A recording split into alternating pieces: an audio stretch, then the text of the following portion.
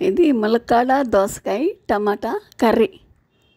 దీనికి కావాల్సినవి 2 దోసకాయలు, 2 ములక్కాడలు, 2 టమాటాలు, 2 ఉల్లిపాయలు, 2 పచ్చిమిర్చి, పోపు సామాను.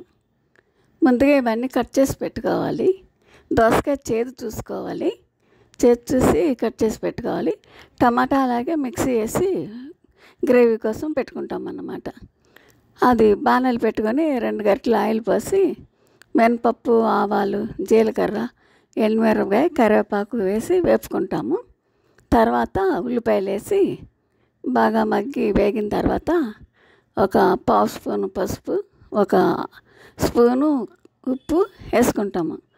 అవి అంతా కలిసిన తర్వాత దోసకాయ, ములక్కాడ ముక్కలు అవి వేసుకొని బాగా కలుపుకొని అప్పుడు మనం మిక్సీ పట్టిన టమాటా ఆ గుజ్జు కూడా ఇందులో వేసుకుంటాం అన్నమాట.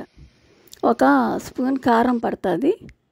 1 స్పూన్ కారం వేసుకొని బాగా కలుపుకుంటే మనకి కూరకు కావాల్సినంత ఇంగ్రీడియంట్స్ వస్తాయి.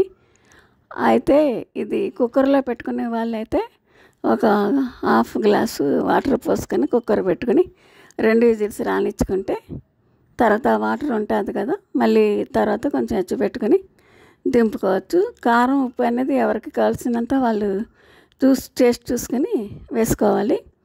మామూలుగా స్టవ్ పై వండుకునే వాళ్ళైతే 1 గ్లాసు వాటర్ పోసుకొని వండుకోవాలి. ఇది దోసకాయ ములక్కాడ కూర చాలా బాగుంది. ఈ ములక్కాడ అప్పుడప్పుడు తింటే వారానికి 2 సార్లు మంచిదే హెల్త్ పరంగా.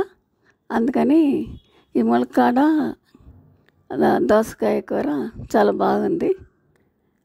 ట్రై చేయండి. నా ఛానల్ సబ్స్క్రైబ్ చేయండి, గ్రోత్ అవుతుంది. కర్రీ చాలా బాగుంది.